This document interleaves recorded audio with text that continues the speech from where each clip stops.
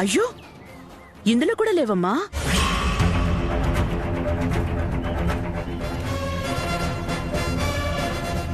మీ పిచ్చి కాకపోతే హ్యాండ్ బ్యాగ్లో పెట్టినవి ఈ బ్యాగులో ఎందుకుంటాయి? ఈ హ్యాండ్ బ్యాగ్లో డబ్బులు పెట్టాను. ఈ హ్యాండ్ బ్యాగ్ ఆ బ్యాగ్లో పెట్టాను. ఆ బ్యాగ్ రూమ్లో పెట్టాను. రూమ్లో పెట్టిన బ్యాగ్ ఉంది, బ్యాగ్లో పెట్టిన హ్యాండ్ బ్యాగ్ ఉంది.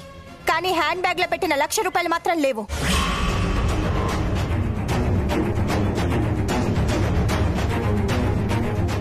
అంటే నీ ఉద్దేశం ఏంటి ఐశ్వర్య?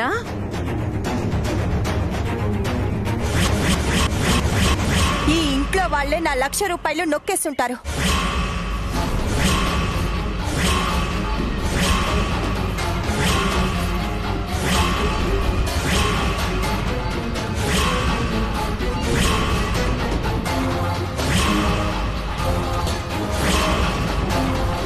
వదినా, ఏం మాట్లాడుతున్నావు నువ్వు? జరిగిందే మాట్లాడుతున్నాను. డబ్బుకి మొహం వాచినా ఇలాంటి పేదవాళ్లే డబ్బు మొహం చూడగానే అలా కక్కుర్తి పడతారు.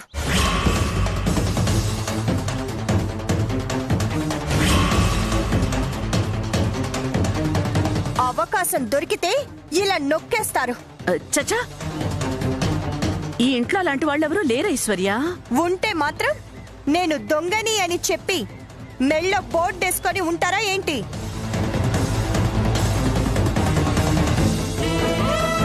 దొంగతనం చేసినా ఏమీ తెలియని అమాయకుల్లా చూస్తూ ఉంటారు.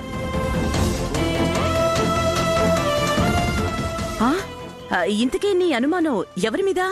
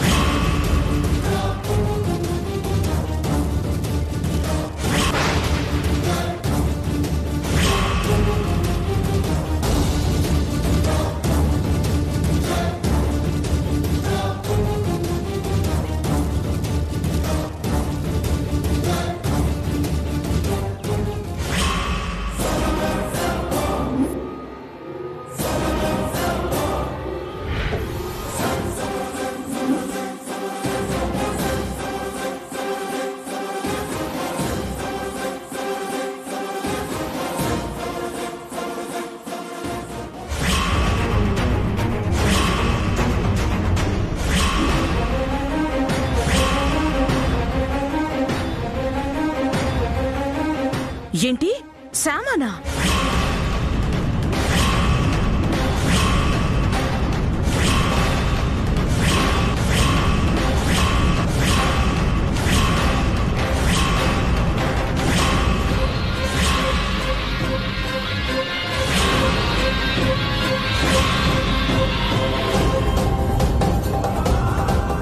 ఆ ₹1,00,000 దొంగతనం చేసింది శ్యామానా?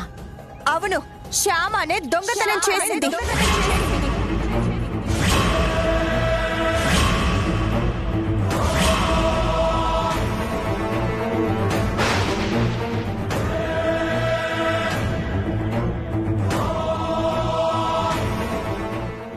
శ్యామానే చేసిందని ఎందుకు అనుకుంటున్నావు నువ్వు?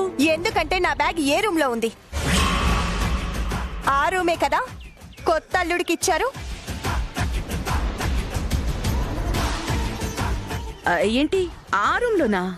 కొత్త అల్లుడికి ఇచ్చిన ఆ రూమ్ లోకి శ్యామ తప్ప మిగతా వాళ్ళు వెళ్ళటానికి సందేహిస్తారు కదా. సో శ్యామకి ఒక్కదానికే ఆ రూమ్ లోకి వెళ్ళటానికి ఛాన్స్ ఉంది. ఆ ₹1,00,000 దొంగలించే ఛాన్స్ కూడా ఉంది.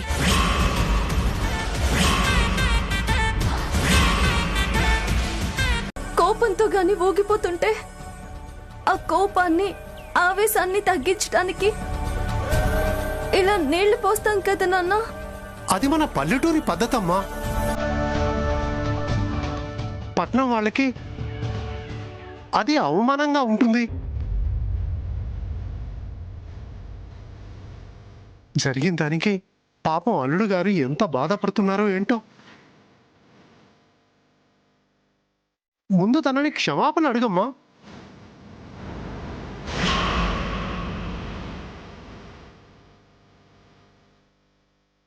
బాబు, శ్యామ చేసింది తప్పే బాబు. మా పల్లెటూరి పద్ధతులు మీ పట్నం వాళ్ళకి తప్పుగానే అనిపిస్తాయి. దయచేసి తన్ని క్షమించండి బాబు.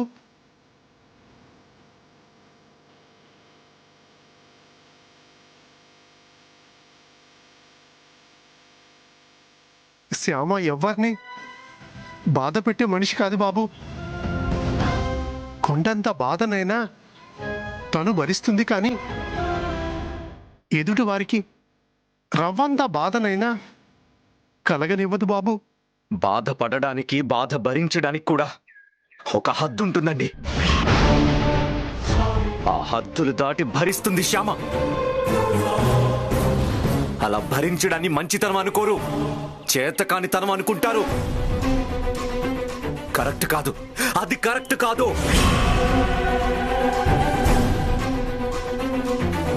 శ్యామ, బట్టలు సర్దుకో, బయలుదేరదాం.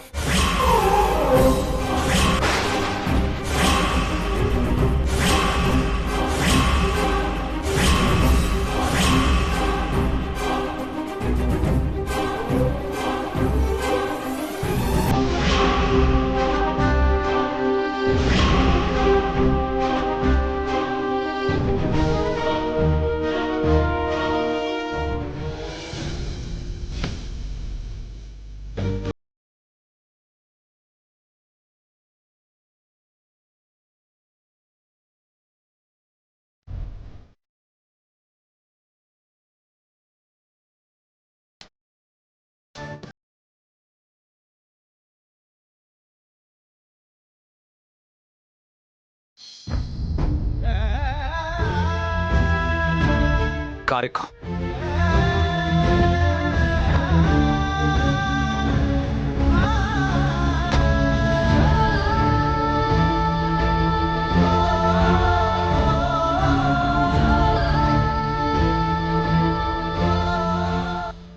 వస్తాను.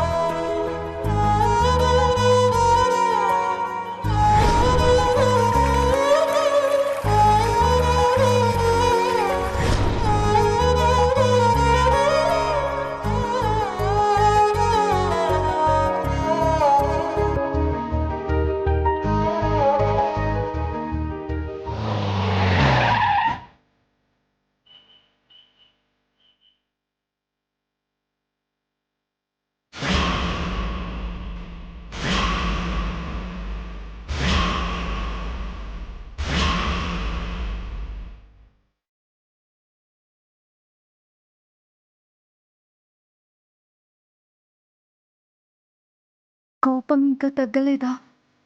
కోపం కాదిది, బాధ. నువ్వు చేసిన దానివల్ల నాకు కలిగిన బాధ.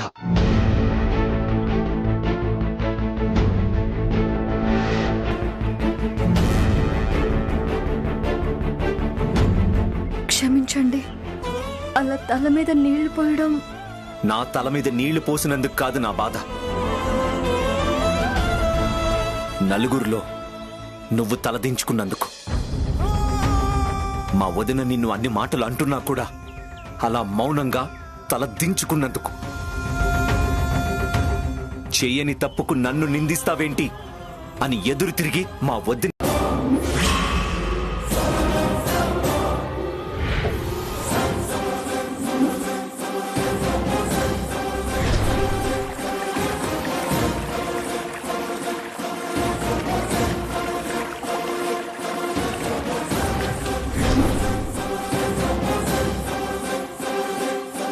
శ్యామ అలా చేసిందంటే నమ్మలేకపోతున్నాను.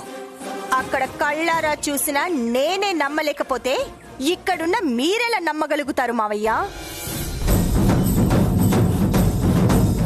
అఖిల్ బాబొచ్చి చెప్తే గాని శ్యామ నీళ్లు పోసింది అనే విషయాన్ని మీరు నమ్మరు.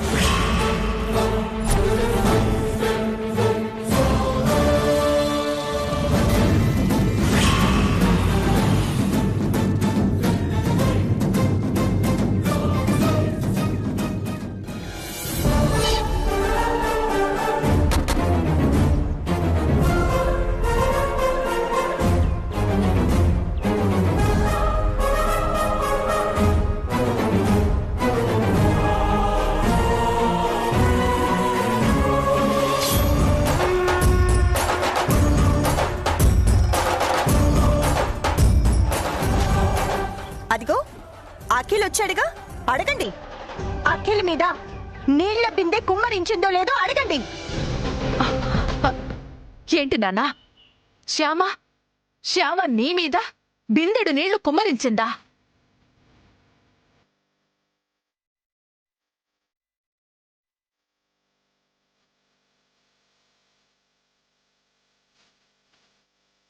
బిందె గురించి చెప్పిన వదిన నింద గురించి చెప్పలేదా మమ్మీ?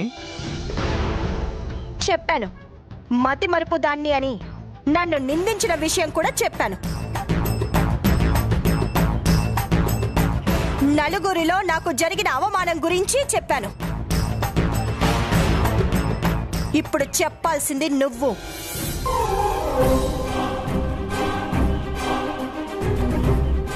నిజం చెప్పు. ఆ హ్యాండ్ బ్యాగ్ లో ఉన్న 1,00,000 రూపాయలు తీసి శ్యామకి ఇవ్వమని నేను నీకు చెప్పానా?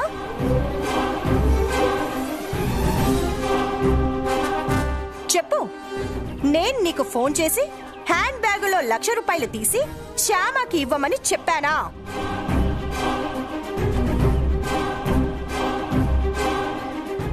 మావయ్య గారే ఆ 1,00,000 రూపాయలు శ్యామకి గిఫ్ట్ గా పంపించారు అని నేను నీకు చెప్పానా? నేను శ్యామకి 1,00,000 రూపాయలు గిఫ్ట్ గా పంపించడం ఏంటి? అబద్ధం మావయ్య గారు.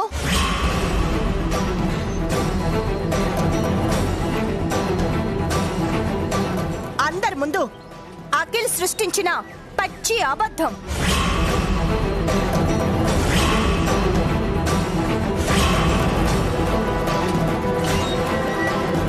తన పెళ్ళాన్ని కాపాడుకోవడం కోసం అది అఖిల్ కల్పించిన కథ.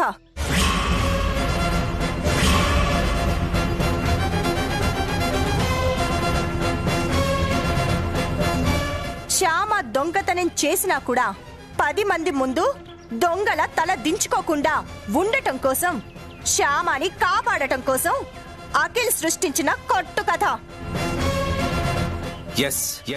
అది అబద్ధం.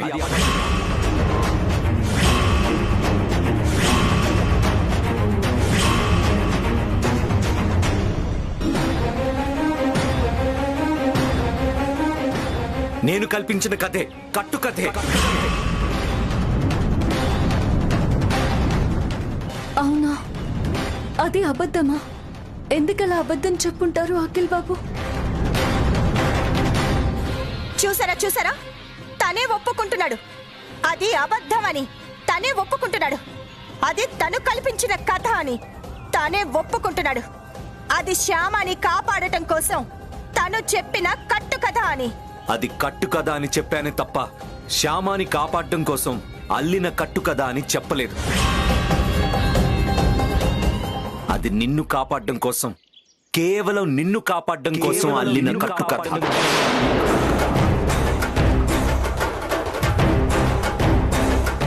శ్యామాని దొంగని చెయ్యాలి అనుకున్న నీ కుట్ర నలుగురికి తెలియకుండా ఉండడం కోసం, నిన్ను కాపాడడం కోసం నేను అల్లిన కట్టు కథ. గురువమ్మతో కలిసి శ్యామాని దొంగని చేసి అందరి ముందు శ్యామాని తలదించుకునేలా చెయ్యాలి. కాదు, నీకు కూడా సారీ చెప్పాలి.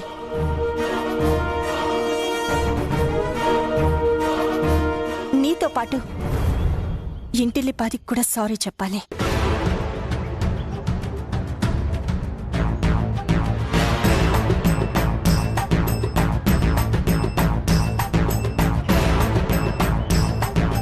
దయచేసి ఇంటిల్లిపాది అందరూ నన్ను క్షమించండి.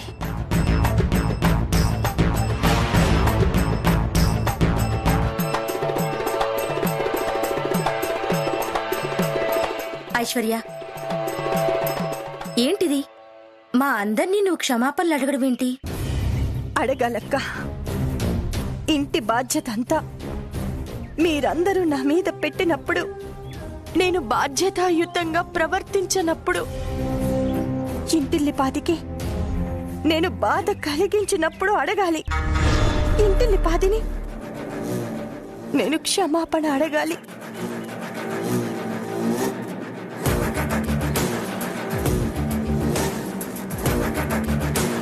మావయ్య గారు, మీరు ఈ ఇంటి పెద్ద. మీరు క్షమిస్తే ఇంటిల్లిపాది నన్ను క్షమించినట్టే అవుతుంది.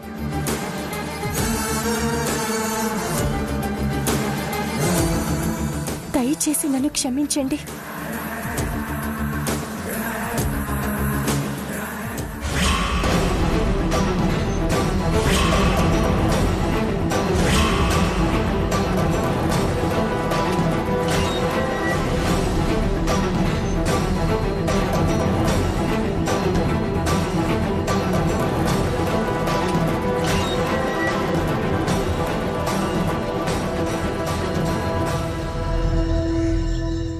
కొన్ని తప్పుల్ని క్షమించకూడదు. క్షమించకూడని తప్పుల్ని క్షమిస్తే ఆ దేవుడు మనల్ని క్షమించాడు. వద్దండి, దయచేసి అలా అనకండి. నా మీద ప్రేమతో ఐశ్వర్య ఆ తప్పు చేసింది. తను తప్పు చేశానని అందరి ముందు ఒప్పుకుంది. అయినా కూడా తనని క్షమించనంటారేంటండి? దయచేసి ఐశ్వర్యని క్షమించండి.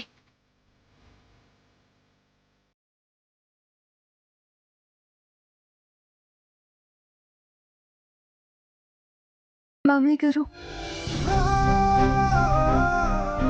మధ్యలో మాట్లాడుతున్నందుకు మన్నించండి.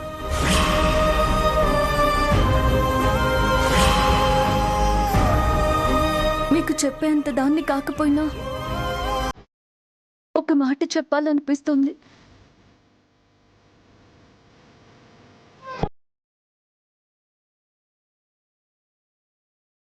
ఐశ్వర్య అక్కయ్య నా మీద కోపంతోనూ ద్వేషంతోనూ అలా చేయలేదు.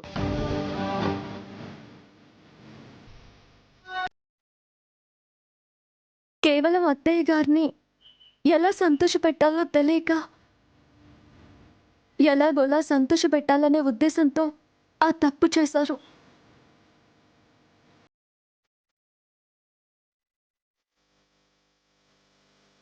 తప్పు చేయడం కన్నా ఆ తప్పుని తెలుసుకొని ఆ తప్పుని సరిదిద్దుకోకపోవడమే పెద్ద తప్పు అంటారు. ఐశ్వర్య అక్క తన తప్పుని తను తెలుసుకుంది. పశ్చాత్తాపంతో కుమిలిపోతుంది. చిన్నదాన్నైనా నా దగ్గర నుంచి ఈ ఇంటి పెద్దయిన మీ వరకు ప్రతి ఒక్కరిని క్షమించమని అడుగుతోంది.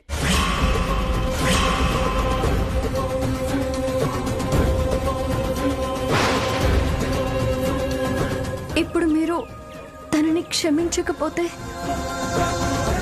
తనలో వచ్చిన పశ్చాత్తాపానికి అర్థమే ఉంటుంది.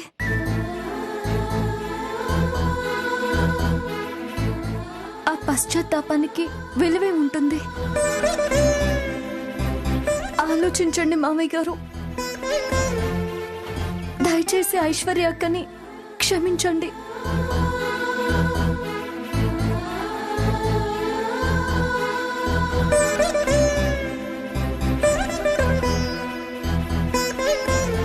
ఈగోని హర్ట్ చేసినందుకు ప్రతిఫలం అనుభవించు.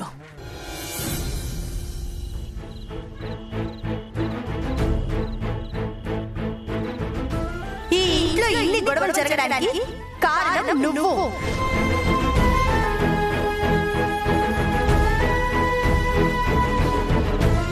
ఈ ఇంట్లో ఎవరి మొహాల్లో సంతోషం లేకపోవడానికి కారణం నువ్వే.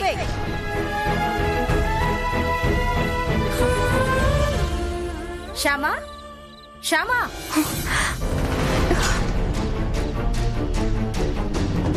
శ్యామా, ఏంటక్కా? భోజనం చేద్దాన్రా. నాకు ఆకలిగా లేదక్కా. నేను కాసేపు ఆగి తింటాను, మీరు తినేయండి.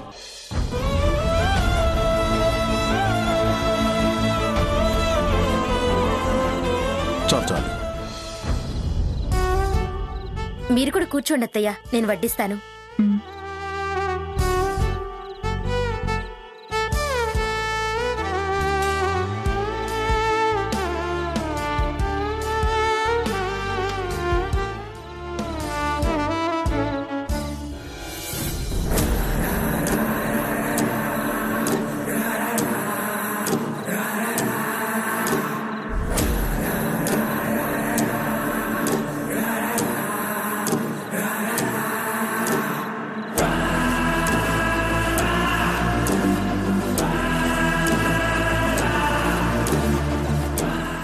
ఏంటమ్మా ఆగిపోయావు? రా.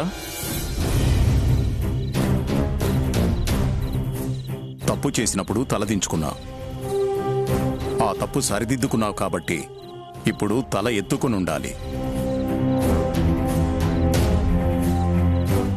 జరిగింది మేమెప్పుడో మర్చిపోయాం, నువ్వు కూడా మర్చిపో. కూర్చో అమ్మా. థ్యాంక్స్ మామయ్య గారు.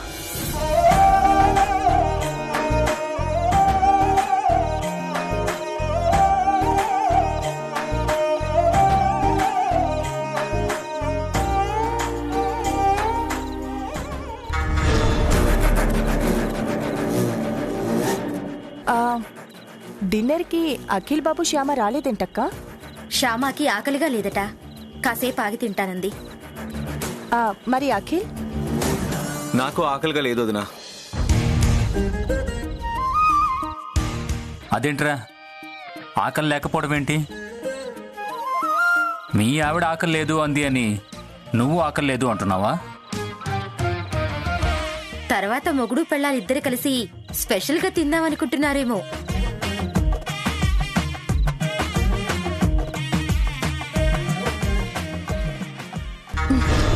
అంతే అయ్యుంటుందక్క, ఖచ్చితంగా అంతే అయ్యుంటుంది. అదేం లేదు వదినా, నిజంగానే నాకు ఆకలిగా లేదు. జస్ట్ పాలు తాగుతానంతే.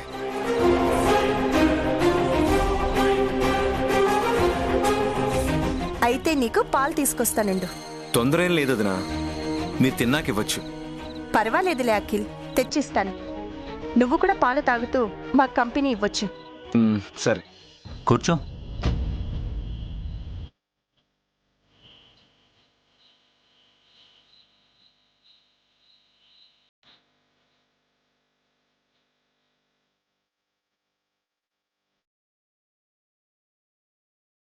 అఖిల్, ఇదిగో పాలు. థ్యాంక్ యూ వదినా.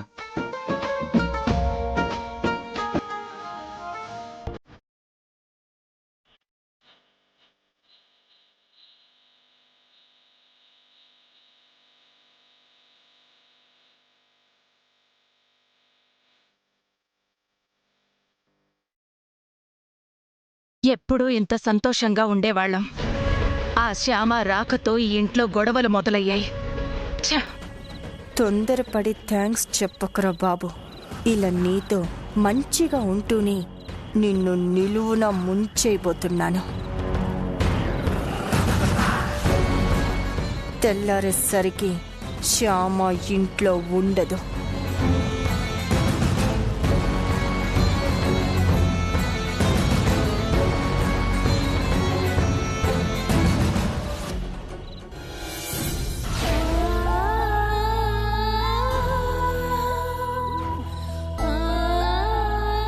ఈ రోజుతో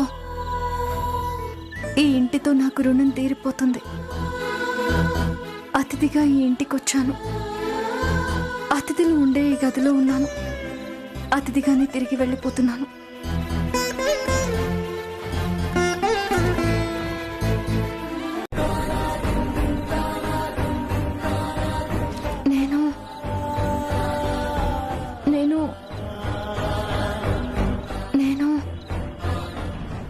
నుంచి వెళ్ళిపోదాం అనుకుంటున్నానండి.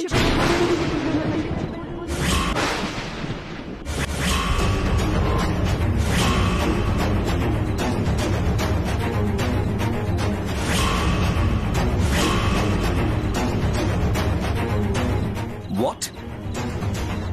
నువ్వు ఇక్కడి నుంచి వెళ్ళిపోదాం అనుకుంటున్నావా? అవునండి. నేను ఇక్కడ ఉండడం వల్ల కొంతమంది కొన్ని రకాలుగా బాధపడుతున్నారు. నా వల్ల ఏ ఒక్కరు బాధపడ్డం నాకు ఇష్టం లేదు. మొదటి నుంచి అత్తయ్య గారికి నేను నచ్చలేదు. నేను ఈ ఇంటి కోడలు అవ్వడము నచ్చలేదు. అలాగే ఐశ్వర్య అక్కకి కూడా నచ్చలేదు.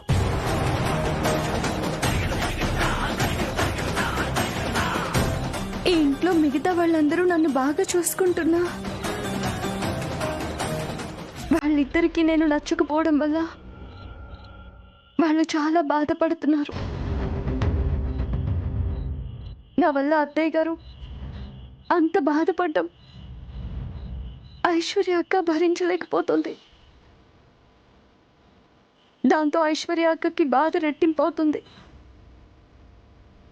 ఆ బాధలో ఏం చేయాలో తెలియక పాపం నా మీద దొంగ అని నింద వేసి నన్ను వదిలించుకోవాలనుకుంది ఐశ్వర్య అక్క.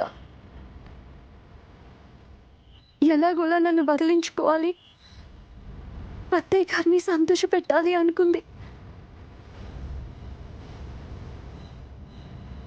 అందులో ఐశ్వర్య అక్క తప్పేమీ లేదు. అత్తయ్య గారి బాధ చూడలేని కోడలిగా ఐశ్వర్య అక్క అంతకంటే ఇంకేం చేయగలదు?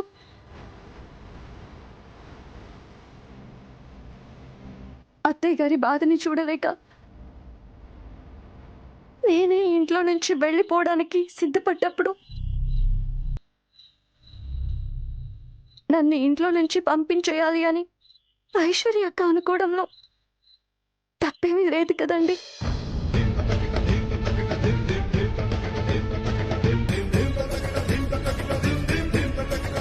నిజానికి నేను మీకు చెప్పకుండానే వెళ్ళిపోదాం అనుకున్నాను. కానీ నన్ను ఇంత బాధ్యతగా చూసుకుంటున్నా మీకు చెప్పకుండా వెళ్ళిపోవడం ధర్మం కాదు అనిపించింది. అందుకే ఈ ఉత్తరం రాసి ఇన్ని రోజులు నిన్ను బాధ్యతగా చూసుకున్నాను కాబట్టి ఉత్తరం రాసిపెట్టి వెళ్ళిపోదాం అనుకున్నావా? అంతేనా? నీకు కూడా నా విషయంలో బాధ్యత ఉంది కాబట్టి ఇలా ఉత్తరం రాసి పెడితే ఆ బాధ్యత తీరిపోతుంది అనుకున్నావా? అంతేనా? Right, all right.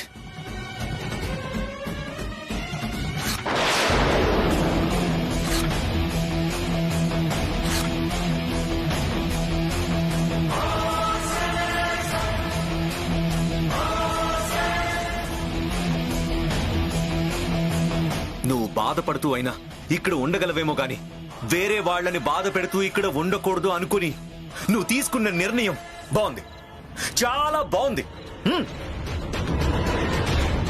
వెళ్ళిపోవచ్చు. నీ నిర్ణయం ప్రకారం నువ్వు వెళ్ళిపోవచ్చు. మనిద్దరి మధ్య బాధ్యత ఉంది అనుకున్నావు కాబట్టి, బాధ్యతగా నువ్వు చెప్పి వెళ్ళిపోతున్నావు కాబట్టి వెళ్ళిపోవచ్చు.